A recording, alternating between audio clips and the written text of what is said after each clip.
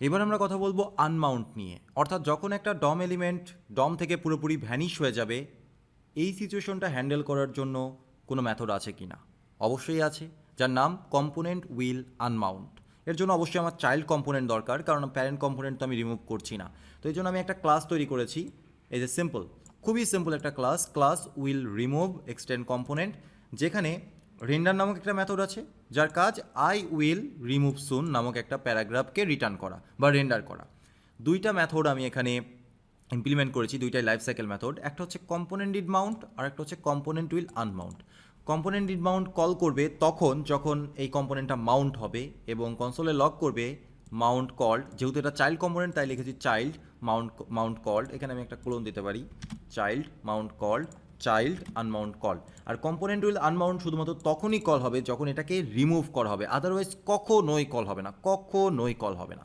তো এবার এমন একটা লজিক লেখা যাক এই স্টেটের ওপর ভিত্তি করে, লাইফ সাইকেল যেই আমাদের কম্পোনেন্টটা আছে সেই কম্পোনেন্টের ওপর ভিত্তি করে, যেন আমরা এটা রেন্ডার করতে পারি বা এটা রিপ্রেজেন্ট করতে পারি যে কখনো এই উইল রিমুভ কম্পোনেন্টটা রিমুভ হচ্ছে, কখনো আবার মাউন্ট হচ্ছে, এটা আমরা রিপ্রেজেন্ট করতে পারি। এটা সহজে রিপ্রেজেন্ট এভাবে করা যায়, যদি দিস ডট স্টেট ডট কাউন্টের ভ্যালুটা 2 দ্বারা ভাগ করলে ভাগশেষ 0 হয়, সেই সময় এটা মাউন্ট হবে। ওকে, এটা মাউন্ট হবে মানে উইল রিমুভ, আদারওয়াইজ আনমাউন্ট হয়ে যাবে। মানে এখানে একটা দুইটা অ্যান্ড অপারেটর দিয়ে দিতে হবে, তাহলেই হয়ে গেল। তার মানে যখন আমার ভ্যালু 1 তখন এটা আনমাউন্ট হয়ে যাবে, অর্থাৎ ডম থেকে ভ্যানিশ হয়ে যাবে। যখন আমার ভ্যালু হচ্ছে 3 বা 2 তখন হচ্ছে এটা চলে আসবে। যখন আমার ভ্যালু 3 তখন আবার রিমুভ হয়ে যাবে, যখন 4 তখন আবার চলে আসবে। মাউন্ট আনমাউন্টের খেলা চলতেই থাকবে।